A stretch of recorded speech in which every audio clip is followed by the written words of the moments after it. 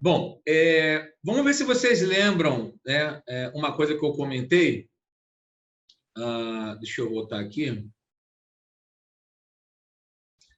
Eu comentei com vocês, né, logo nas primeiras aulas de contabilidade pública, que as entidades públicas, né, elas devem elaborar os relatórios, né, contábeis de propósito geral, que são as RCPGs. Tá? Ou seja, nas RCPGs são contemplados, né, são contempladas as demonstrações contábeis, né, que foram as demonstrações que nós vimos até agora, ou seja, balanço orçamentário, balanço financeiro, né, balanço patrimonial. Hoje, Sara, boa noite, tudo bem? Balanço patrimonial, né?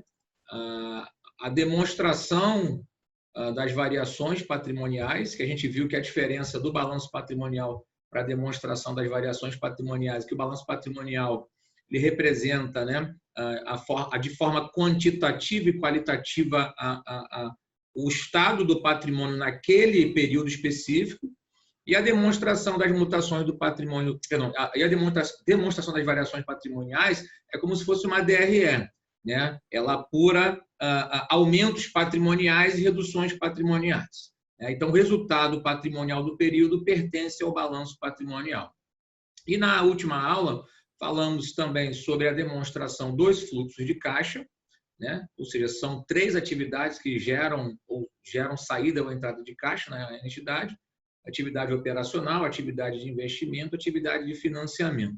E falamos, por último, aí da demonstração das mutações do patrimônio líquido. Bom, então essas são as demonstrações contábeis, né? Todas elas fazendo parte dos relatórios contábeis de propósito geral. E todas elas com as respectivas notas explicativas, né? Então, precisa se ressaltar, né, que todas essas demonstrações devem vir acompanhadas de notas explicativas, né, que são justamente explicações, né, detalhamentos daqueles números que estão ali descritos. Bom, mas as entidades públicas também devem elaborar os demonstrativos fiscais, né? Que, na verdade, aí, são outros documentos, né, outros demonstrativos que são obrigatórios, né, pelos entes públicos. Eles não são chamados demonstrativos contábeis, são chamados demonstrativos fiscais. O que ocorre aqui? Os 2 relatórios, né, mais importantes, mais famosos, que mais são pedidos em concurso público, são 2. Para quem já viu AFO, né, ou está vendo AFO, vocês vão ver essa informação lá. Os 2 relatórios que devem ser publicados pelas entidades públicas são o relatório resumido de execução orçamentária, o próprio nome está me dizendo, né? É um resumo da execução orçamentária, chamado de RRO, e o relatório de gestão fiscal, ou seja, são os principais instrumentos, né, de informação a níveis fiscais e orçamentários daquela entidade pública. O relatório resumido de execução orçamentária ele é previsto na Constituição, e o relatório de gestão fiscal é previsto na Lei de Responsabilidade Fiscal. Perfeito? Então, a gente vai entender um pouco a diferença entre os dois. Então, esses 2 são muito cobrados em prova também. Tá? Então, reparem que eles fazem parte do rol de relatórios contábeis de propósito geral, mas não são demonstrações contábeis, né? São demonstrações fiscais, né? São considerados dessa forma.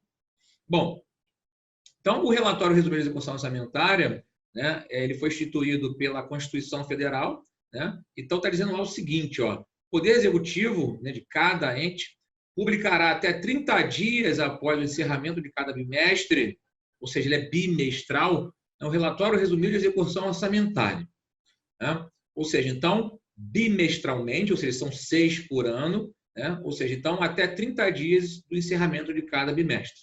Ou seja, fechou janeiro, fevereiro, eu tenho até final de março para publicar, né? Fechou março, abril, né? Eu tenho até final de maio para publicar, e assim sucessivamente. Maravilha? Então, a finalidade dessa periodicidade é porque acontece. Um dos indicadores. Vocês já chegaram a ter aula de AFO falando sobre lei de diretrizes orçamentárias? Vocês chegaram a ter essa aula? Eu Oi? cheguei a ter, porque eu já estou há bastante tempo no curso, né? Eu cheguei a ter, sim. Tá, deixa eu só fazer uma releitura então disso. A gente sabe, né, que os três principais instrumentos de planejamento orçamentário no Brasil é a PPA, né, o PPA, que é o Plano Plurianual, né, a LDO, que é a Lei de Diretrizes Orçamentárias, e a LOA, né, que é a Lei Orçamentária Anual. A LDO, né, é um dos instrumentos, talvez um dos mais importantes, porque ali se define o que vai de fato para a Lei Orçamentária Anual. E enquanto não for votada a LDO, né, o Congresso ele não sai de férias. Né? Não sei se vocês lembram disso. Né? Então, ou seja, a LDO ela é importantíssima para que seja, de fato, né, o orçamento seja operacionalizado. E na LDO existem dois instrumentos, um chamado de anexo de metas fiscais e o outro chamado de anexo de riscos fiscais. Qual é a ideia desses dois? A ideia é o seguinte, o ente público ele vai planejar, ele vai estimar o seu orçamento, obviamente, e ele vai acompanhar e tem que dizer ali o que ele vai fazer caso a estimativa dele não se concretize. Quais são as ações tomadas por aquele ente público caso, né, aquelas estimativas não se realizem. Perfeito? Então, qual é a ideia aqui? Por que eu tenho, então, que publicar bimestralmente? Né? Eu preciso acompanhar a execução orçamentária. Então, não faz sentido eu gerar um relatório anual depois que o orçamento ele já se deu por completo. A ideia é que, bimestralmente, eu publique a execução orçamentária e, se dentro daquele bimestre as receitas que foram estimadas ou planejadas não forem arrecadadas, eu preciso tomar alguma decisão. Ou vou limitar empenho, ou vou anular alguma despesa, enfim, vou ter que tomar algumas atitudes. Então, por isso que esse relatório ele é bimestral. Não pode ser semestral, porque é muito tempo, muito menos anual. Tudo bem para vocês aqui, gente? Faz sentido isso? Tudo bem. Beleza? Tá? Então, ou seja, o relatório resumido de execução orçamentária ele é elaborado e publicado pelo Poder Executivo de cada ente, ou seja, governador, né, prefeito, se for o caso, e a nível federal o presidente. Né? Mas, obviamente, quando digo presidente, o Poder Executivo, né, de uma maneira geral. Tá? Então, o que acontece aqui? As limitações impostas, né, ao empenho de dotações devem ser justificadas, né, assim como relacionadas às medidas destinadas à elevação de arrecadação no caso de frustração na previsão de receitas. Então, o que acontece? Se eu estou lá vendo bimestralmente, né, que a minha arrecadação ela foi frustrada, né, o que eu vou fazer para arrecadar mais? Né? Ou, se eu não tiver como arrecadar mais, o que eu vou fazer para anular uma dotação orçamentária, né? Anular o empenho, né, de alguma despesa. Então, é isso que precisa constar no relatório resumido de execução orçamentária. E uma questão que as bancas gostam muito de tratar é o seguinte: todos os municípios brasileiros, inclusive aqueles que possuírem menos de 50 mil habitantes, devem apresentar o relatório resumido de execução orçamentária. Tá? Ou seja, então, qual é a ideia ali? Porque antes, né, vocês vão ver no próximo relatório, que municípios que têm menos habitantes têm algumas vantagens, no bom sentido, para a publicação de alguns demonstrativos. Esse, particularmente, ele não tem limitação. Todos os municípios do Brasil, independentemente, né, da quantidade de habitantes, devem elaborar um relatório de execução orçamentária. Então, algumas bancas, às vezes, acabam elaborando questões nesse sentido. Né? Então, somente municípios superiores a 50 mil habitantes podem elaborar? Não, todos eles. Todos eles, todos eles. E se não elaborar, né, esse ente público ele sofre riscos, né, muito sérios de punições fiscais e penais. Né? Ou seja, até mesmo a proibição de transferências voluntárias, ou seja, se eu tiver que alguma outra entidade me ajudar, eu não posso. Reparem que a transferência é voluntária, tá? Não é transferência constitucional. A Constituição é por Constituição. A Constituição é por lei, né? E estaria proibido de contratar operações de crédito. Olha só que interessante. Ou seja, então, é uma penalidade para aqueles municípios que não vierem a publicar, né, esse relatório resumido de execução orçamentária. Então, bimestral, tá? até 30 dias após cada bimestre. Bom, então, quais são as informações básicas que precisam ter nesse relatório resumido de execução orçamentária? Né? Ou seja, o balanço orçamentário, né? Porque se é um relatório resumido de execução orçamentária, vai estar lá o balanço orçamentário, e com a descrição, a demonstração da execução das receitas por categoria econômica, né? Por grupo de natureza, ou seja, eu vou desmembrar. O que é receita corrente de capital? O que foi corrente é o quê? É de imposto, é de contribuição, é patrimonial. E a despesa é o quê? Corrente de capital, é o quê? De pessoal, é de juros, né? Então, eu vou discriminar essas despesas. Como eu, de fato, já faria num balanço orçamentário, mas eu faria algo um pouco mais enxuto, né? Bom, e eu posso também precisar de documentos de suporte. Né? Que documentos de suporte são eles? São informações que a entidade precisa informar para a elaboração do próximo relatório que eu vou comentar com vocês, que é o relatório de gestão fiscal. Né? Ou seja, então, as informações adicionais que eu preciso ter, né, que vão subsidiar o próximo relatório, é a receita corrente líquida, a gente vai falar um pouquinho sobre ela aqui, né? Que ela é base para praticamente tudo na lei de responsabilidade fiscal, as receitas e despesas previdenciárias, o resultado primário e nominal, né? Então, reforçando aqui, o resultado primário, né, é o quanto aquele ente público economizou para pagar os juros do período. Né? Isso aí foi uma métrica que, à época, o FMI, né, ele obrigou, né, os países que buscavam recursos, né, no FMI de elaborarem resultados de superávit primário.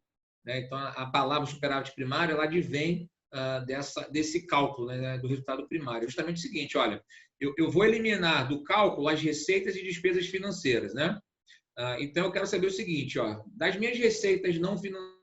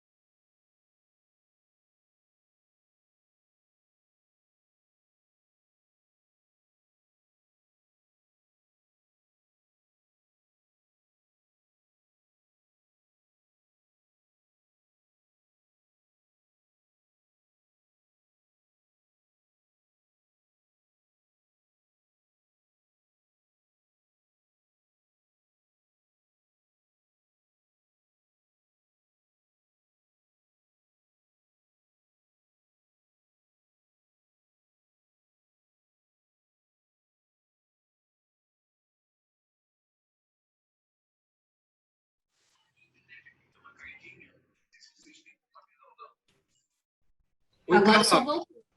Eu caí aqui, a minha internet caiu. Tá. Minha internet caiu aqui, deixa eu compartilhar de novo.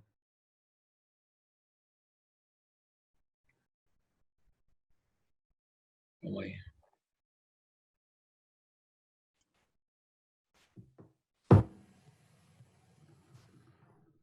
Mas vocês chegaram a acompanhar tudo que eu falei em relação ao relatório resumido, certo?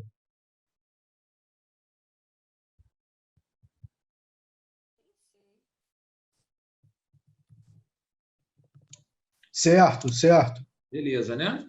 Show de bola, então. Então, assim, o relatório resumido de posição orçamentária, ele, obviamente, gera informações orçamentárias, mas também pode gerar informações adicionais para publicação do relatório de gestão fiscal, que é o nosso próximo assunto aqui, né? Bom, mas antes de a gente falar do relatório de gestão fiscal, eu queria mostrar para vocês aqui, né, ou relembrar, né, porque possivelmente em AFO vocês viram ou vão ver, o que é a receita corrente líquida, né? A receita corrente líquida, ela é a base para quase todos os percentuais de limites, né, que são impostos, né, pela Lei de Responsabilidade Fiscal. Maravilha? Tá? Então, no que consiste a receita corrente líquida, né? O total das receitas correntes. Repare que não se fala em receita de capital, somente corrente. Alguém tem ideia por que a métrica da LRF não é a receita total e só a receita corrente? E ainda assim a líquida? Alguém faz ideia por que ele não bota de capital?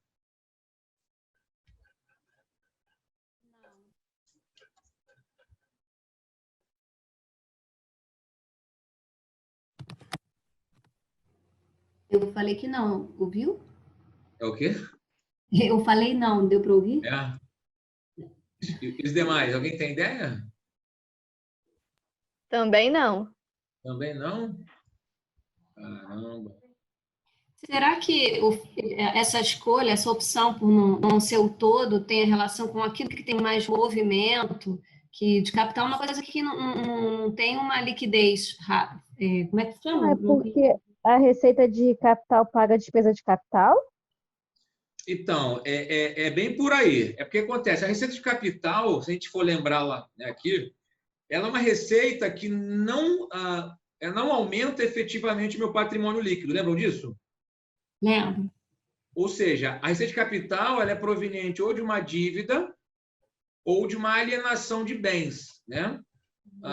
Ou seja, ela normalmente não gera um efeito positivo sobre o meu patrimônio líquido. Então, é uma receita não efetiva, se a gente for analisar por aquele prisma, né, que nós comentamos das classificações doutrinárias.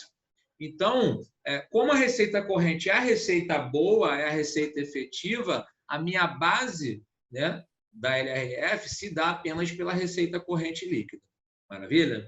Então, nesse contexto aqui, a gente tem total das receitas, que podem ser tributárias, de contribuições, patrimoniais, industriais, agropecuárias, de serviços, transferências correntes e outras receitas que também podem ser correntes. Só que aí, por que ele fala líquida? Que eu tenho que subtrair as transferências constitucionais, né? Ou seja, os repasses que a Constituição me obriga, né? As contribuições previdenciárias, obviamente, né? Para eu poder ter dinheiro na Previdência. Se houver despesas assistenciais obrigatórias, também eu preciso subtrair, quaisquer compensações financeiras que ocorrerem e algumas deduções que podem ser previstas em lei. Então, ou seja, a receita corrente líquida é o resultado, né, da soma das minhas receitas correntes com essas deduções que são previstas, né, em lei.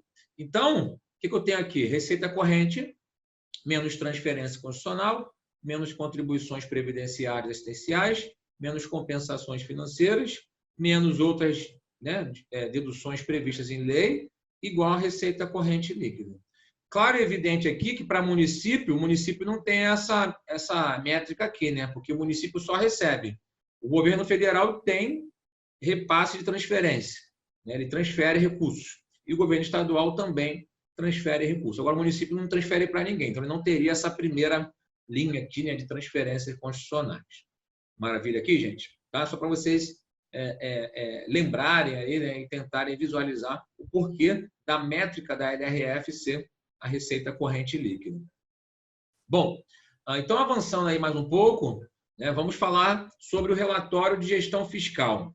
Esse relatório ele foi imposto, né, ou foi, vamos dizer assim, incluído na LRF, né, que é a Lei de Responsabilidade Fiscal. Né? Aquela Lei de Responsabilidade Fiscal, na verdade, o que ela faz ali? Ela cria mecanismos, né, de gerenciar melhor fiscalmente o orçamento.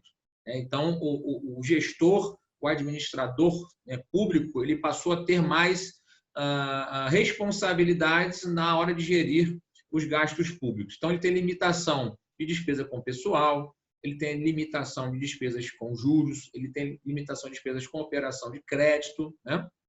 Enfim, tem uma série de limitações aqui de dívidas de uma maneira geral, né? Então, a base é a receita corrente líquida. Então, esse relatório, né, ele diz respeito ao acompanhamento das atividades financeiras do Estado, abrangendo todas as variáveis imprescindíveis à consecução das metas fiscais, né, e a observância dos limites fixados para despesas e dívidas. São emitidos pelos titulares de cada um dos poderes. Então, repare o seguinte, lá no relatório resumido de posição orçamentária, quem tem que enviar é o chefe do Poder Executivo de cada ente. Os prefeitos, governadores, né, e o presidente. No relatório de gestão fiscal, é o titular de cada poder. Então, tem o titular do Poder Executivo, o titular do Poder Legislativo, o titular do Poder Judiciário. Vamos imaginar dessa forma. Tá? Então, além do Ministério Público. Então, lá no Ministério Público eu trabalho, né, o Procurador-Geral ele tem a incumbência de publicar, né, o relatório de gestão fiscal. Né? E ele é publicado também até 30 dias, só que não é bimestralmente, ele é quadrimestralmente. Tá? Ou seja, então a diferença do RREO para o RGF é porque o RREO é bimestralmente e o de RGF é quadrimestralmente. Então, algumas bancas, às vezes, podem acabar invertendo, né, essa lógica para confundir o candidato. Bom, aí, por que eu botei lá na RREO questão dos municípios, né, com população inferiores a 50 mil pessoas, habitantes, né? Porque a LRF ela te permite municípios com população inferior a 50 mil habitantes de publicar isso semestralmente. Dá a opção, né? Ou seja, ao invés de quadrimestralmente, 3 vezes no ano, semestralmente, 2 vezes ao ano. Tá? E da mesma forma que se eu não publicar, se aquele ente público não publicar o relatório, ele sofre multa, né? Tanto em dinheiro quanto, né, a impossibilidade de também receber transferências voluntárias e contratar operações de crédito.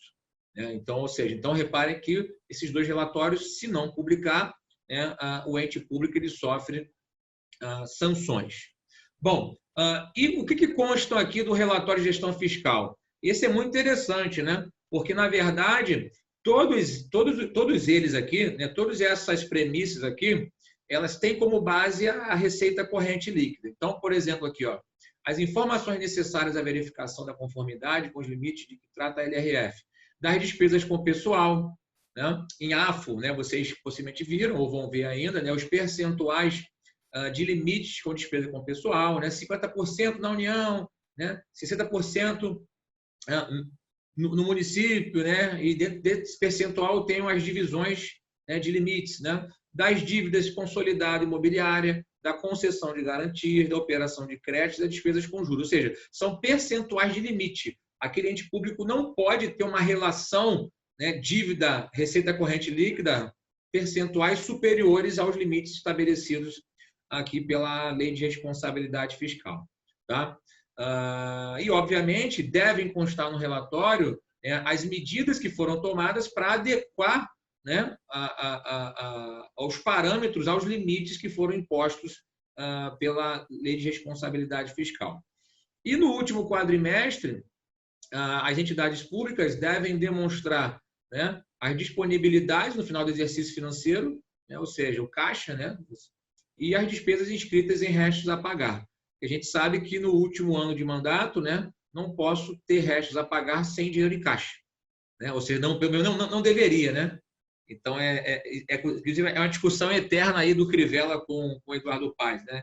Crivella alega que o Eduardo Paes não deixou dinheiro no caixa, né, para pagar os restos a pagar, né, do último ano de mandato. Enfim, aí só auditoria mesmo para poder, né, o TCM, né, para poder avaliar isso. Só para vocês terem uma ideia, só para não ficar muito no escuro, um exemplo de um relatório de gestão fiscal. Olha que interessante aqui, ó. Vamos imaginar aqui, ó, nesse período aqui, município de São Paulo, né, Poder Executivo, janeiro a dezembro de 2018. A receita corrente líquida, né, daquele relatório ali, 48 bilhões, tá, gente? 48 bilhões, 830 milhões, 405 mil reais. Receita corrente líquida, São Paulo. Tá? Aí o que ocorre aqui? Qual é o total de despesa com o pessoal que ele teve? 18 milhões. Se ele divide 18 milhões por 48 milhões, ele chega a 36,92. 36,92. Tá? Só que a gente sabe, né, que o município ele pode gastar até 60%. Né? Ou seja, então 60% ele pode gastar. Ele está muito tranquilo aqui, ó, 36,92. Ele chama de limite máximo aqui, né, 54%.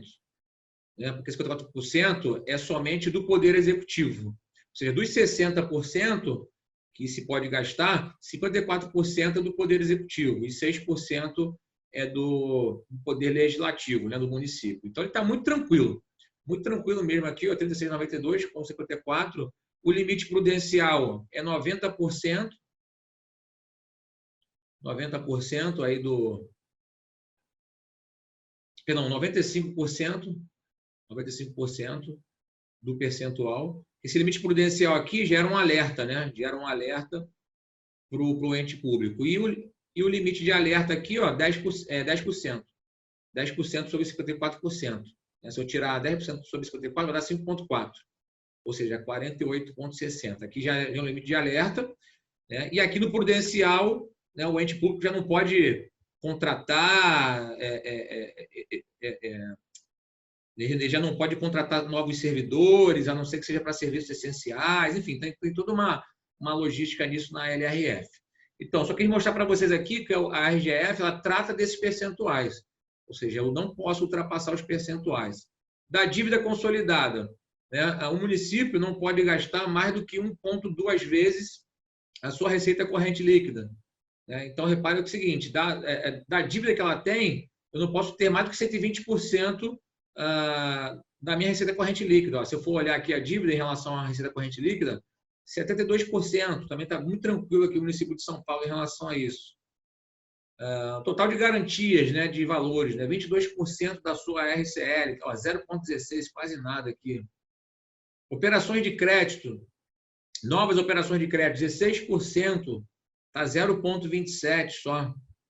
Né? A nossa ARO, né, 7%. LRF, ou seja, não pegou nada aqui no último quadrimestre. Então, ou seja, o município de São Paulo, nesse ano aqui, né, principalmente no último quadrimestre, está muito bem servido de indicadores.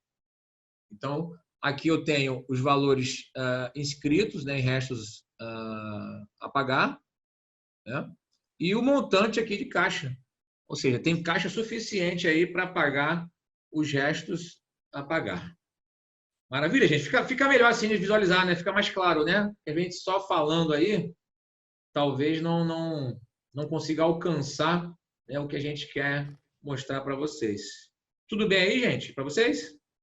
Sim, ajuda bastante, com certeza. Melhor, né? Uhum. Beleza. Então, aqui, ó, a gente fecha a aula 6, que ficou faltando essa parte. Os exercícios, eu sugiro que a gente faça agora, ao vivão mesmo aqui.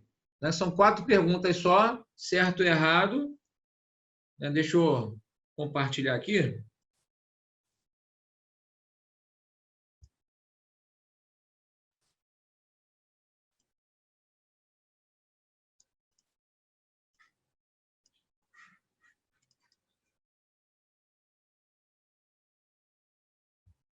Conseguem ver já o Word?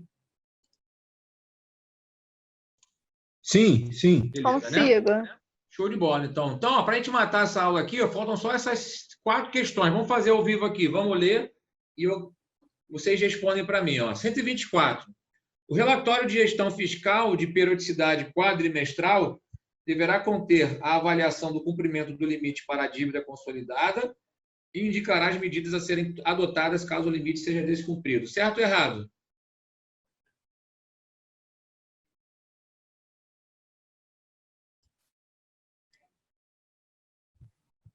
Acho que está certo. É o quadrimestral, né? Peraí. E aí? Certo ou errado? Acho que tá certo também. Tá certa, né? Certo. Tá certa. Aí o que acontece? A CESP, ela gosta de trabalhar, às vezes, com uma questão com menos informações. Lógico que o relatório de gestão fiscal, ele não somente avalia o cumprimento do limite da dívida, né? Mas como ele não botou a palavra apenas, né? Então ela está certa a questão. Então fique sempre atentos quando se for CESP, SEBRASP, né? A CESP às vezes coloca uma informação que não é inteira, mas tá correta o que ela quer dizer. Se ela não botou o seguinte, ó, deverá conter apenas a avaliação do cumprimento da dívida, né? Não é só isso. Despesas também com o pessoal, pagamento de juros, né? Novas operações de crédito, mas como ela não botou a palavra apenas, está certa aí, 124. Maravilha, gente? Beleza? Vamos botar aqui, ó, certa. 125. Da legislação orçamentária vigente, dos relatórios de gestão fiscal e relatório de execução orçamentária, conclui-se que pequenos municípios podem optar por divulgar o relatório de gestão fiscal apenas 2 vezes por ano. Certo ou errado? Certo? O relatório de gestão fiscal pode ser 2 vezes por ano? Pode, né? O que não pode é o relatório resumido de execução orçamentária. Beleza aqui, gente? Nessas duas? Beleza. Show de Beleza. bola. Bom, vamos lá. A próxima é: o relatório resumido de execução orçamentária é um instrumento de publicação periódica que permite o controle da execução do orçamento aprovado. Esse relatório deve ser publicado até 30 dias após o encerramento de cada bimestre. E aí? Certo ou errado? RRO? Tá certo. Certinha também, né? Tem 30 dias após bimestre, tá certo. E, para fechar, uma das formas de controle estabelecida pela RRF é a obrigatoriedade aos estados e municípios de envio de suas contas ao Executivo Federal em data limite, sob pena de não receberem os valores oriundos de transferências voluntárias. Certo ou errado?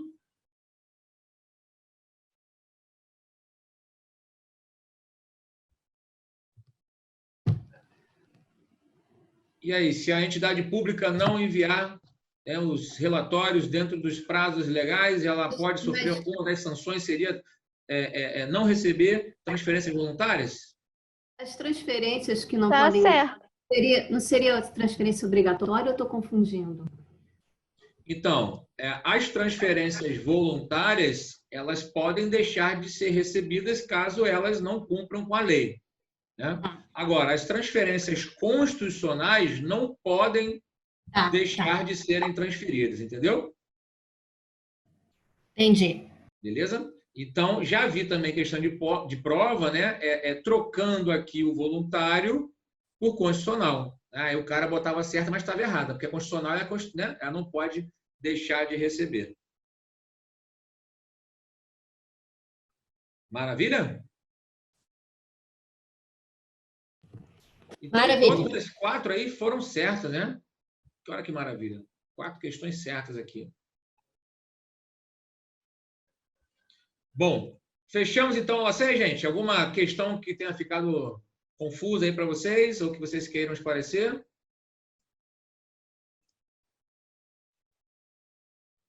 Aqui tranquilo. Beleza, então. Vamos lá. Para mim, tudo bem. Ó, já fizemos 127 exercícios, hein? 6 aulas. Olha que maravilha. Então, bastante exercício, né? Tudo bem que a maioria aí é certo ou errado, né? Mas mesmo assim é bastante coisa, né? Verdade.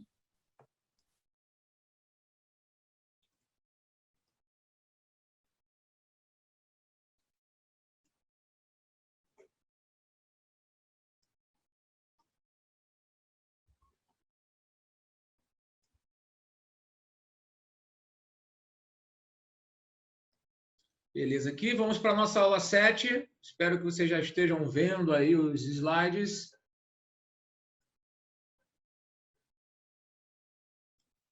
Já sim, tá aparecendo. Maravilha. Só um minutinho. Bom, então vamos para nosso último assunto, né? Vamos dizer assim. Bom, gente, eu deixo sempre isso por último, porque não poderia ser diferente, né? Dentro do que vocês já viram de contabilidade pública, a gente aí já tem bastante informação, né? Por conta aí da essência da contabilidade pública, né? Como a contabilidade pública ela se rege, né? Qual é o campo de aplicação da contabilidade pública, quem são os usuários da informação contábil, as demonstrações contábeis, né? Falamos aí das receitas públicas, das despesas públicas, enfim, falamos de bastante coisa. Só que a contabilidade, né? De uma regra geral, de uma maneira geral, um dos objetivos da contabilidade é de registrar os fatos que ocorrem dentro das entidades, né? E a contabilidade pública, ela registra também os atos, né? Nas chamadas contas de compensação, que nós falamos isso lá no balanço patrimonial. Então, ou seja, como a contabilidade ela registra, né, os fatos e os atos que ocorrem na contabilidade, na administração daquela entidade, então, obviamente, eu preciso ter um plano de contas aplicado ao setor público.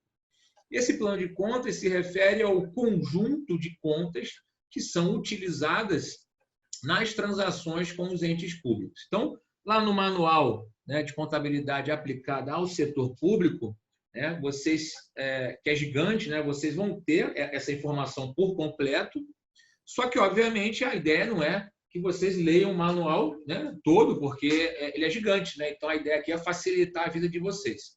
Então, eu vou dar a essência geral do plano de contas aplicado ao setor público, né? E vou aqui comentar com vocês a estrutura desse plano de contas e os principais lançamentos típicos do setor público. Obviamente, não tem como falar de todos os lançamentos, até porque, se a gente for parar para lembrar aqui, a contabilidade pública, ela registra, né,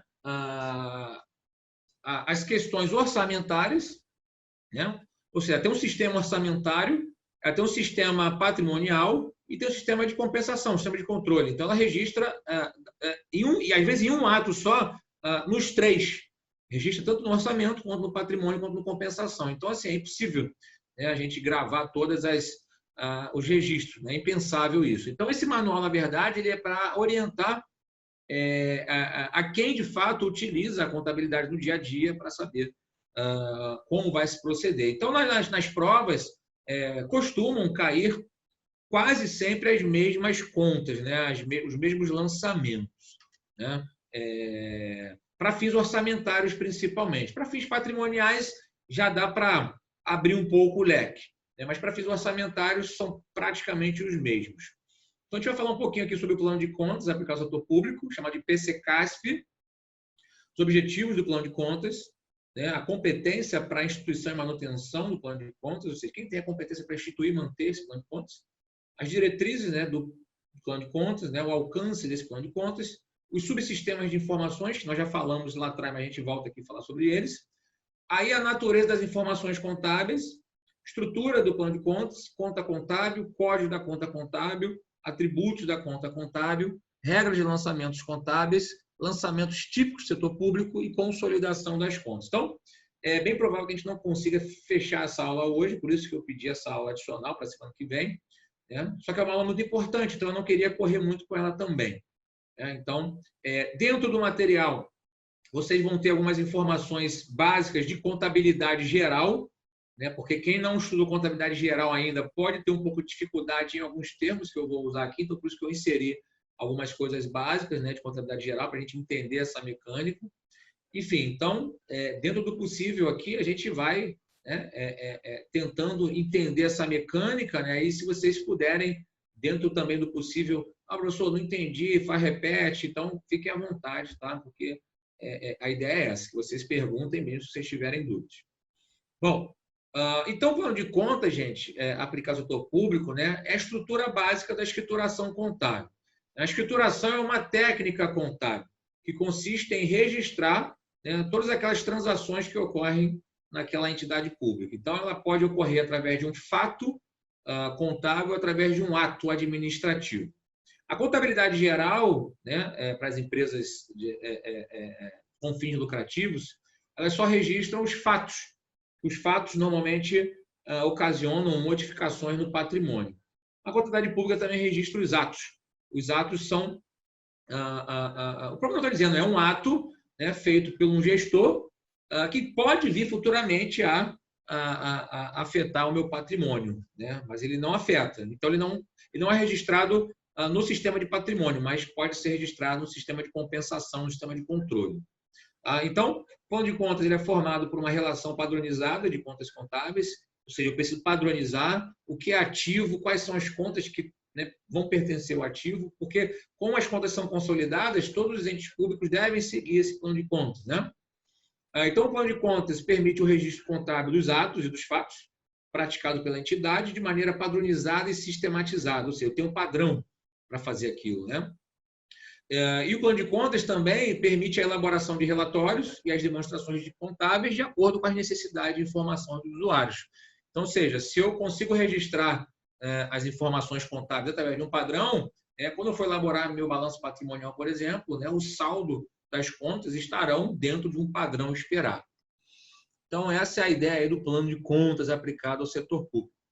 Bom, então os objetivos aqui, ó, eu acabo ressaltando aqui alguns pontos que eu já falei, né? Ou seja, objetivos de padronizar, né? Então, eu botei palavras-chave aqui para a gente entender. Padronizar, né? O distinguir quais são os registros, natureza patrimonial, orçamentária de controle, foi o que eu falei com vocês.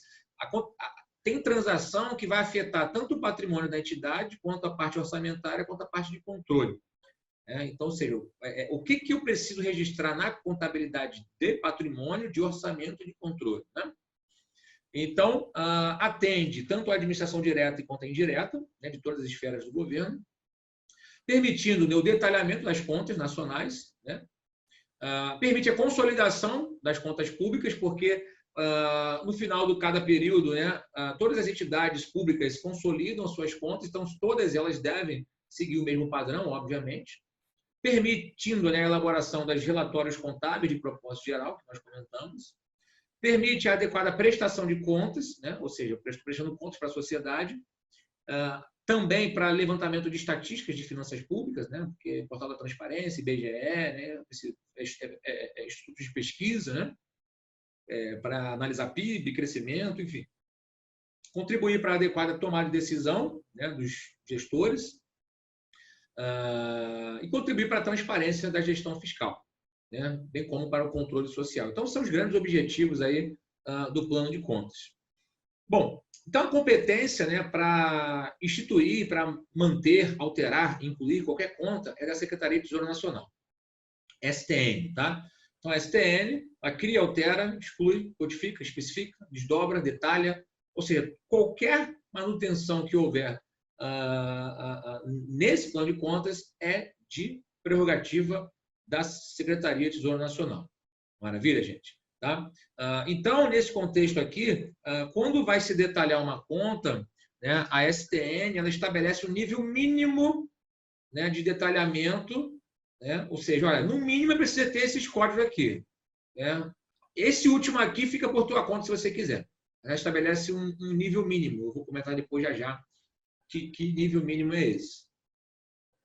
Bom, então reforçando aqui, ó, as diretrizes acabam sendo vinculadas aos objetivos, ó, padronização, né?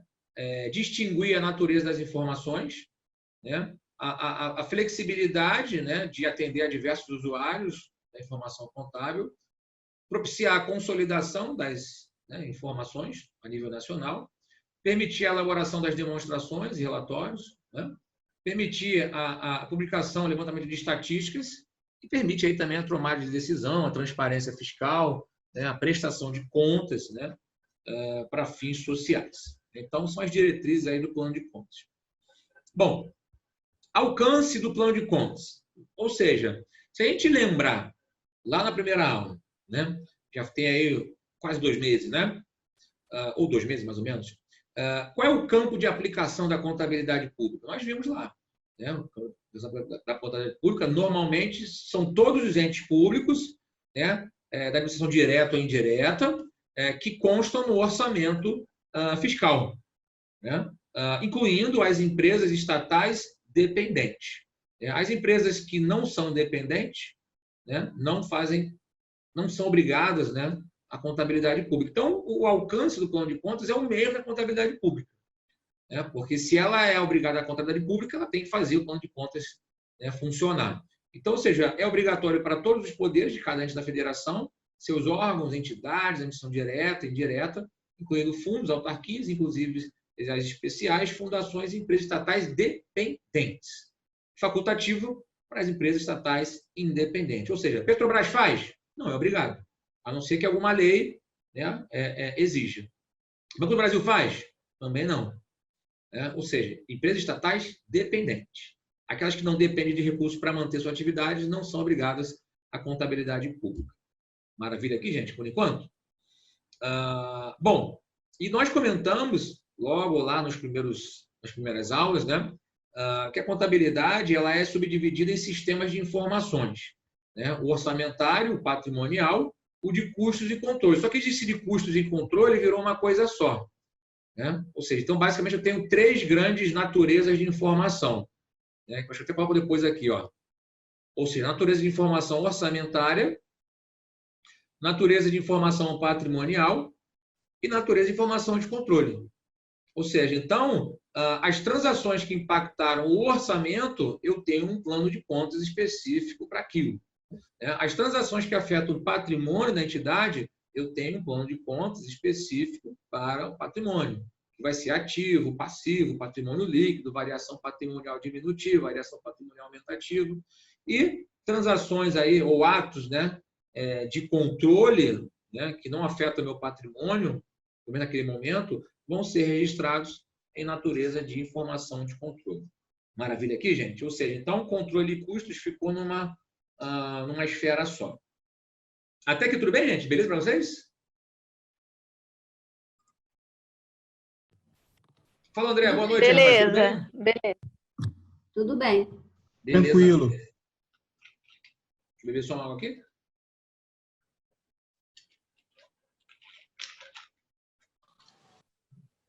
E a minha ideia, dependendo de como a gente vai evoluir aqui, é ainda fazer na semana que vem um mini simuladozinho meu, né? Meu particular. Só que aí vocês só vão ver na hora, obviamente. Né? Então, dando tempo aí, na semana que vem a gente ainda faz um mini simuladozinho. Bom, então o que eu gostaria que vocês olhassem com muita atenção, né? Com muita, vamos dizer assim, com um olhar mais clínico aqui, o plano de contas aplicado ao setor público, como eu comentei com vocês, ele tem 3 naturezas: patrimonial, orçamentária e de controle. O plano de contas aplicado ao setor público, na sua totalidade, tem 8 classes. 4 classes patrimoniais, 2 classes orçamentárias e 2 classes de controle. Tá? Então, ou seja, 8 classes, 4 delas sendo patrimoniais, 2 delas orçamentárias e 2 delas sendo de controle. Quem faz, né, ou quais são os itens que fazem parte da natureza da informação patrimonial? Então, vamos pensar o seguinte, vamos lembrar aqui. O patrimônio de uma entidade é dividido em ativo e passivo. O passivo tem lá o passivo que é o capital de terceiros, e o patrimônio líquido. O patrimônio líquido está na mesma classe que o passivo. Esse passivo é o passivão, tá? Eu digo passivo é o passivão. Então, eu tenho os itens que fazem parte do meu balanço patrimonial, ativo e passivo. Maravilha? Além disso, eu tenho como classes pertencentes, né, à natureza patrimonial aqui, variações patrimoniais diminutivas, variações patrimoniais aumentativas. Por quê? porque elas fazem parte da demonstração das variações patrimoniais. Elas equivalem aqui a despesas, né, e às receitas. Só que aí, como não existe lucro ou prejuízo, né, numa entidade pública que precisa fazer contabilidade pública, as despesas são substituídas por variações patrimoniais diminutivas e as receitas substituídas por variações patrimoniais aumentativas. Então, o resultado, né, a diferença entre as variações patrimoniais aumentativas e as diminutivas gera um resultado patrimonial. E esse resultado patrimonial, sendo positivo ou negativo, vai entrar no meu balanço patrimonial. Então, por isso, esses 4 itens fazem parte da minha natureza de informação patrimonial. Tudo bem aqui, gente, por enquanto? Tudo bem. Beleza? Tudo tranquilo. Beleza. Bom, nas classes que pertencem à natureza orçamentária, eu tenho 2 classes. Uma que corresponde à parte de controle e aprovação do orçamento, a parte de planejamento até a aprovação, e, do outro lado, a execução do orçamento. Então, tudo que ocorre aqui até a aprovação do orçamento vai ficar na classe 5. A partir da execução, vai para a classe 6. Tá? E vocês vão entender, né, que aí não tem jeito. A gente não vai ter muito tempo para a gente fazer essa explicação aí maravilhosa, mas tentei botar uns 2, 3 slides para tentar imaginar aqui. Para fechar aqui, ou seja, então tudo que for aprovação de orçamento, classe 5, que for execução, classe 6. E da natureza de controle, tudo que for controle devedor, ou seja, controles que podem gerar efeito positivo no meu ativo ou aumento de ativo, vão ser chamados de controles devedores. Para quem nunca viu contabilidade geral, vou explicar já já por quê, tá? Ou seja, os controles devedores estarão, ou seja, os atos que não impactam o meu patrimônio, mas podem vir futuramente a impactar, aumentar o meu ativo, são chamados de controles devedores. E os atos que podem vir a afetar o meu patrimônio e aumentar o meu passivo são chamados de controles credores. Antes de chegar aos slides, que eu falo exatamente disso aqui, eu já gostaria que vocês entendessem que esse lado esquerdo aqui, todos eles vão levar lançamentos a débitos quando forem aumentados. Tá? Porque a contabilidade, né, na sua escrituração, trabalha com lançamentos a débitos e a créditos. Infelizmente, a gente não vai ter tempo hábil, né, para fazer essa explicação de forma tão profunda. Eu vou tentar fazer uma explicação, obviamente, boa, né? Porque, para quem já viu contabilidade geral, até comigo mesmo, né, sabe que esse assunto ele demanda um pouco de tempo para ser absorvido, né? A gente vai tentar ser um pouco mais enxuto aqui na explicação, mas sem vocês perderem esse olhar. Então, lembrem sempre que esse lado esquerdo aqui, né, são contas com naturezas devedoras, tá? Quando num eventual lançamento contábil, elas aumentam por créditos. E aqui, desse lado direito, né, são contas de naturezas credoras que aumentam por créditos, tá? Então, assim, eu vou mostrar para vocês já os slides, tá? Só para vocês já entenderem aqui essa mecânica. Bom, avançando mais um pouco. Então, estou abrindo aqui, estou explodindo, né? As classes 1, 2, 3 e 4. Então, olha só. Então, o ativo tem quem? O ativo circulante e o não circulante. Nós vimos lá nas aulas passadas, né? E o passivo e o patrimônio líquido. Tem o passivo circulante, o não circulante e o patrimônio líquido. Ou seja, esses dois, né, fazem parte do balanço patrimonial. Mas fazem parte da demonstração das variações patrimoniais as variações patrimoniais diminutivas e as variações patrimoniais aumentativas, que são consideradas despesas aqui, né, como se fossem despesas. Então, ó, despesa com pessoal em cargo, né, despesa de uso de bem, de consumo de capital, né, despesas tributárias, né, ou seja, tudo isso são despesas. Variação patrimonial aumentativa, ó, receitas de impostos, receitas de contribuições, receitas de transferências recebidas, né? Ou seja, então, tudo que for receita, né, para fins patrimoniais aí, vai ser chamado de variação patrimonial aumentativa. Maravilha aqui, gente? Perfeito? Então, por isso, essas quatro classes estão juntas aqui. Então, voltando aqui, ó, patrimonial, ativo, passivo, variação patrimonial diminutiva, variação patrimonial aumentativa. Até aí tudo bem também, gente, para vocês? Tudo bem. Beleza, né? Show de Tudo bola. bem. Então, vamos lá. E as classes 5 e 6, perdão aqui. Como eu comentei, as classes 5 e 6 se referem à parte orçamentária, né? A natureza de informação orçamentária, né? Ou seja, então, tudo que for relativo até a aprovação do orçamento, de planejamento até a aprovação do orçamento, classe 5. Né? O que for de execução orçamentária, classe 6. Então, um exemplo, ó, execução do orçamento, classe 6. Eu aprovei o orçamento, classe 5. Eu inscrevi uma despesa em restos a pagar, né? Ou seja, eu não executei, estou escrevendo, né? Escrevi classe 5. Executei o restos a pagar, de fato, né? Classe 6. Então, tudo que for planejamento ou aprovação de orçamento é classe 5, que for execução é classe 6. Reforçando, vocês não vão precisar decorar isso, por favor, tá, gente?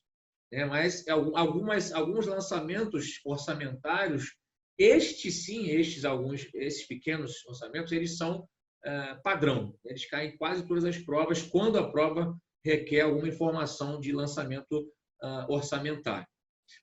E as classes 6 e 7 falam aqui de controles devedores e controles credores.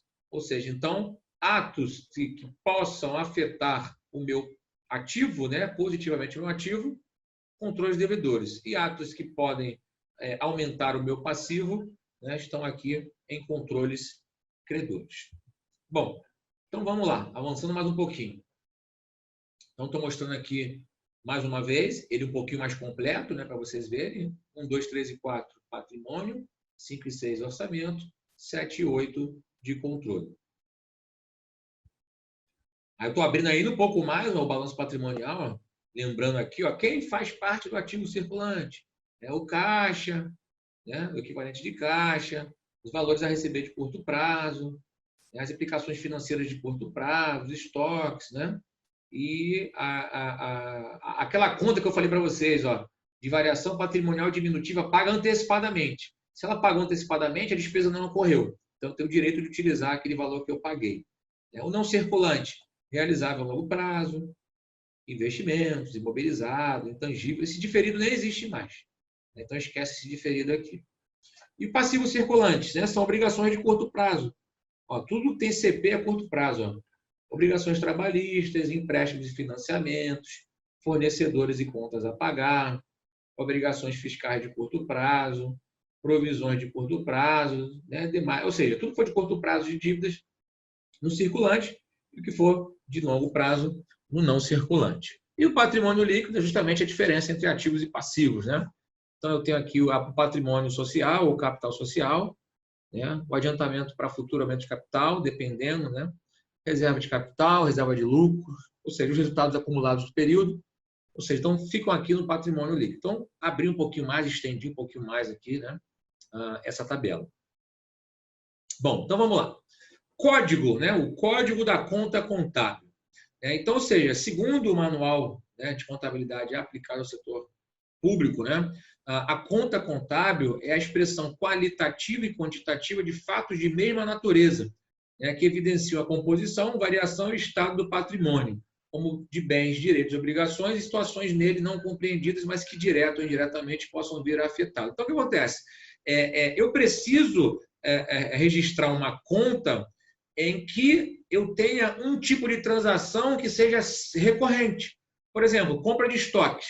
Eu preciso ter uma conta chamada estoques. Para quê? Toda vez que eu comprar estoques de mercadorias, por exemplo, eu preciso registrar nesta conta. Ela tem a sua função, né? Eu preciso ter a conta de fornecedores, por exemplo. Fornecedores de insumos, mercadorias, matérias-primas, ou seja, toda vez que eu comprar a prazo, eu preciso registrar na conta chamada fornecedores. Então, cada conta tem a sua função. Então, tem uma lógica por trás disso. A conta caixa, toda vez que entrar dinheiro espécie ou sair dinheiro espécie, eu preciso registrar na conta caixa. Então, essa é a ideia. Tá? Então, cabe aí à Secretaria de Tesouro Nacional, né, que é quem faz a manutenção do plano de contas, criar contas, alterar, excluir, codificar, né, dar código, especificar, desdobrar, detalhar todas as contas contábeis. Então, reforçando, ela estabelece um nível mínimo a partir do qual os entes poderão detalhar de acordo com as suas particularidades. Mas, na verdade, ela só deixa detalhar só o final do código. Depois eu vou mostrar para vocês ali. Só deixa detalhar só o último, né, o último númerozinho dele lá. Bom, então, vamos aqui. As contas contábeis, né, do plano de contas aplicado ao setor público são identificadas por códigos com 7 níveis de desdobramento. Ou seja, são 9 dígitos, mas são 7 níveis de desdobramento. Ou seja, os 5 primeiros têm um dígito, né? E os 2 últimos níveis têm 2 dígitos. Tá? Então, o que acontece? A Secretaria de Tesouro Nacional, ela te obriga a detalhar até o 6º nível, da maneira que está o plano de contas. E o 7º nível, você pode colocar uma informação sua de acordo com a sua particularidade. Então, repare que nos 7 níveis, ela te obriga a botar 6, né? Então, não te permite alterar os 6 primeiros níveis. Então, você vai ter lá no manual, né, de contabilidade para o setor público, lá no plano de contas para o setor público, o código exatamente daquela conta. Eu não posso alterar aquilo. Só se eu quiser adicionar o último número, que é o 7º. Tá? Então, ou seja, os entes da federação somente poderão detalhar a conta contábil nos níveis posteriores ao nível apresentado na relação de contas do PCCASP. Tá? Aliás, PCASP, né? PCCASP, né? PCASP. Então, por exemplo, caso uma conta esteja detalhada no PCASP até o 6º nível, o ente público poderia detalhar apenas a partir do 7º, sendo vedada a alteração dos 6 primeiros. Então, ou seja, os 6 primeiros passam a ser obrigatórios nesse sentido. Né? Bom, então, quais são os atributos da conta contábil? Né? São características próprias, né, que as distinguem de outras contas do plano de contas, ou seja, cada conta tem a sua função, cada conta tem a sua natureza, né, tem a sua particularidade. Então, ali a conta tem o código, né, que é a estrutura que codifica justamente, que identifica cada uma dessas contas.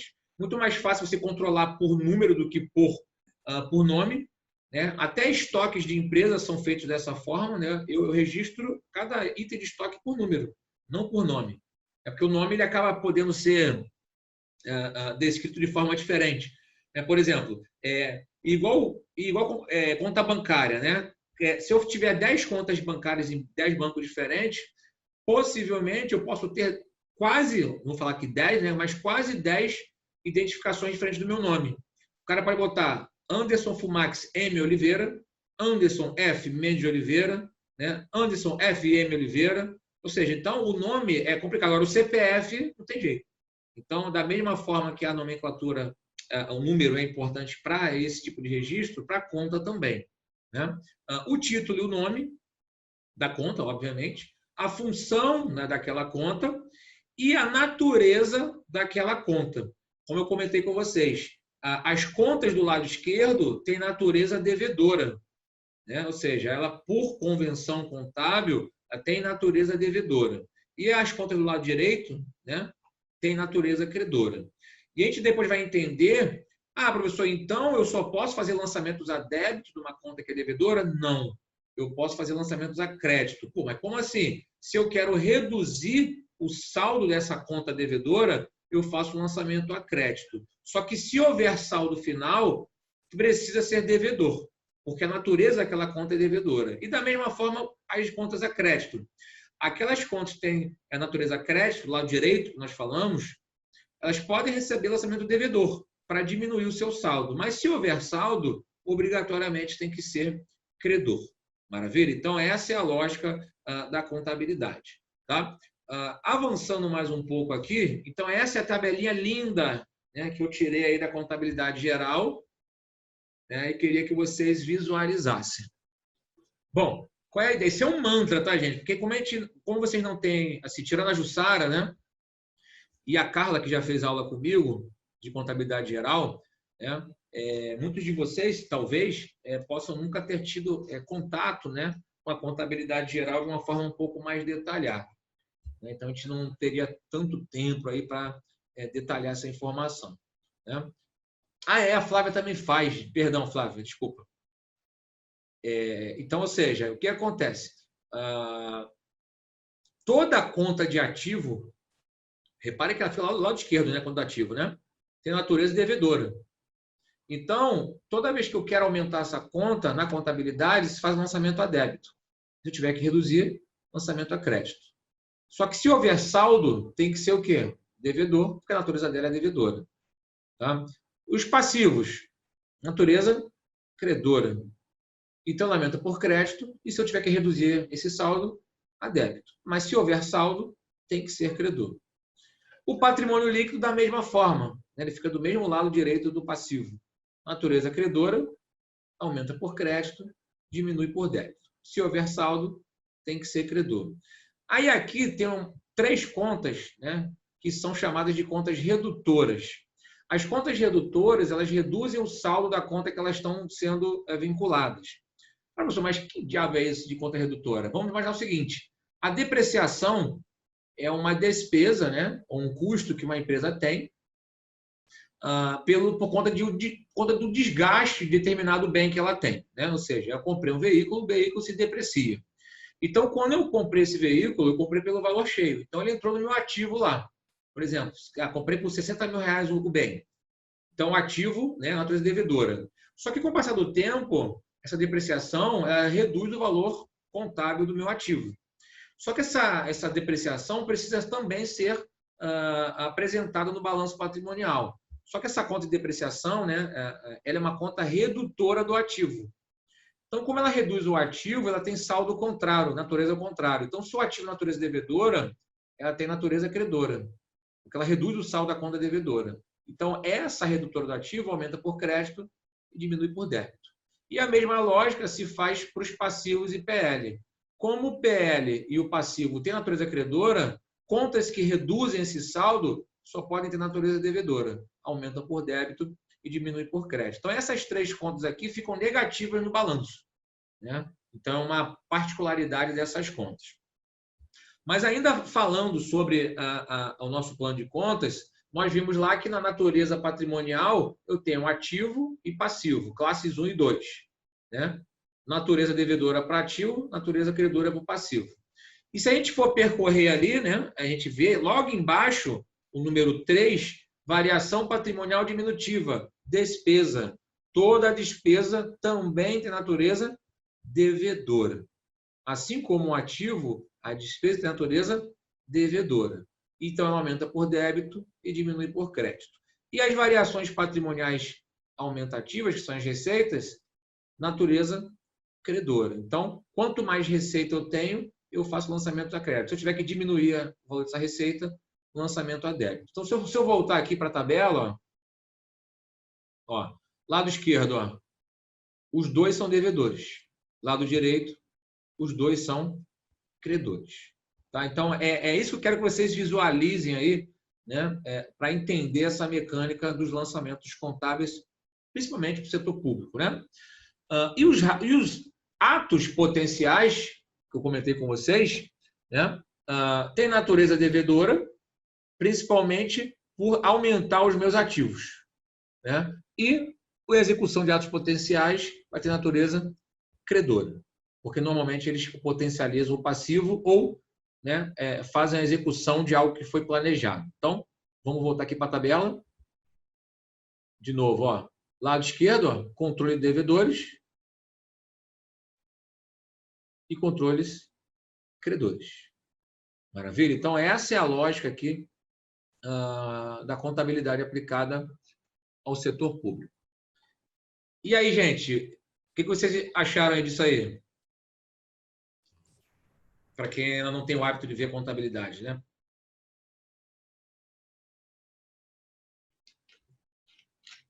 Acho que ajuda. Ninguém quer falar nada? Eu falei, eu acho que ajuda.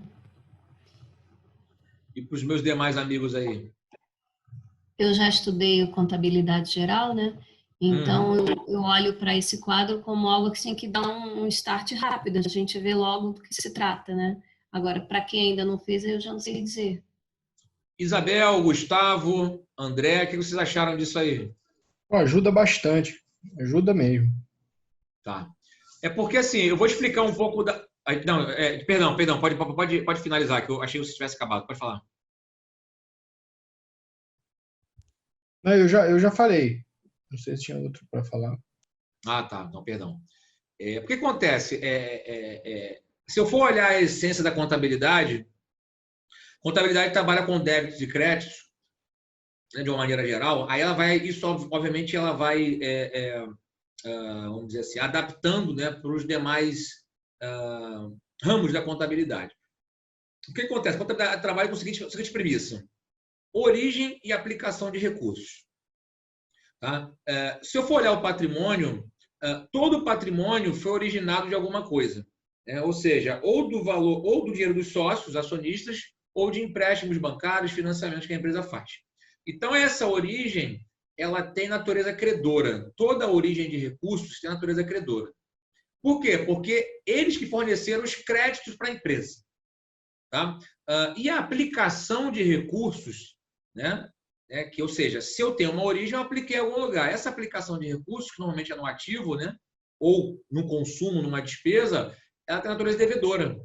Então, toda a origem de recursos tem natureza credora e toda a aplicação de recursos tem natureza devedora. Então, a essência da contabilidade trabalha com essas premissas. Claro e evidente que aí ela vai adaptando essas premissas da débito e crédito para a contabilidade pública, né? No caso aí da parte orçamentária, olha, já que não tem origem de recurso, eu vou falar o seguinte: o que é planejamento é débito, o que é execução é crédito. Então, assim, é uma forma que ela teve de adaptar algumas premissas da contabilidade para essa finalidade específica.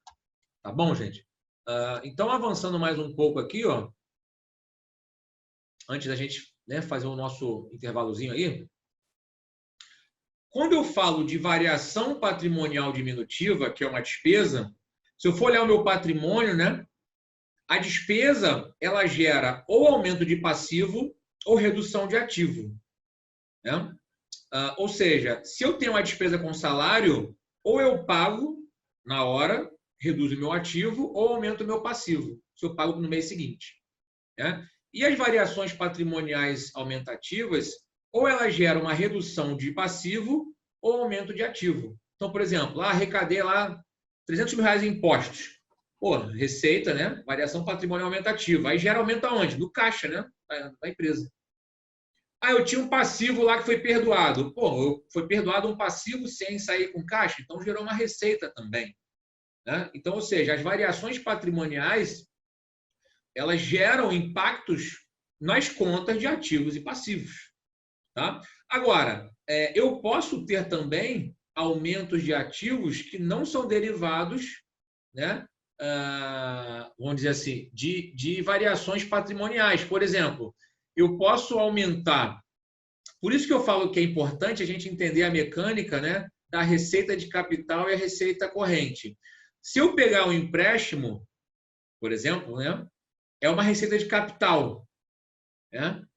Só que acontece, é uma receita que é não efetiva. Por quê? Porque eu gerei um passivo. Eu aumentei o meu caixa pelo aumento de um passivo, né? Ou seja, então, na verdade, eu não aumentei o meu ativo por conta de uma receita efetiva, porque eu constituí um passivo, né? Então, ou seja, aí o que eu botei aqui? Ó, as variações patrimoniais aumentativas geram aumento de ativos. Mas os aumentos de ativos também podem ser derivados de aumentos de passivo, por exemplo. Contratação de empréstimos, né? E as reduções de ativos também podem ser ocasionadas por redução de passivo, né? Ou seja, eu tinha lá um empréstimo a pagar, liquidei o passivo, mas aí diminui meu ativo, né? Então, reparem que a recíproca não é verdadeira. Ou seja, então, variação patrimonial diminutiva gera redução de ativo ou aumento de passivo. E variação patrimonial aumentativa gera redução de passivo ou aumento de ativo. Mas os aumentos ou reduções de ativos não necessariamente são derivados de variações patrimoniais. Eles podem vir através de um passivo. Tudo bem para vocês aqui, gente? Conseguem visualizar isso? Sim. Sim, Beleza? beleza. Show de bola.